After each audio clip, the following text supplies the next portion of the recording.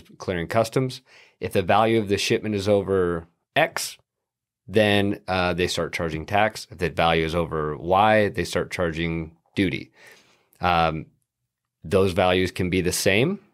Like in Canada, for example, for most shipments, which there's some exceptions to that we can talk to later on this, but for some countries they're the same value. For others, they start applying tax first, and then the duty de minimis is higher, so they'll start applying duty. Why do you think in those countries, like, for example, let's say Austria, right? The tax de minimis in Austria is 0, and the duty de minimis is €150, right? So why would the tax de minimis be a lower threshold, like consistently too, right? I don't think there's any country where it's flipped, right? Where the duty de minimis is a lower de minimis number than the tax de minimis.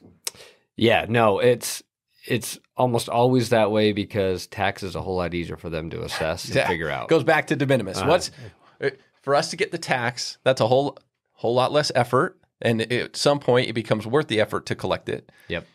And then the duty, but why is duty harder to why is it harder to calculate than tax? Tax is pretty straightforward in most countries. It's kind of a standard rate for everything. Maybe, and there's a few exceptions to that. Duty is, you've got to classify the goods with an HS code, and that drives the duty rate. So there's more work involved because you're going to apply a different duty rate to a T-shirt versus a pair of pants versus whatever else is being sold.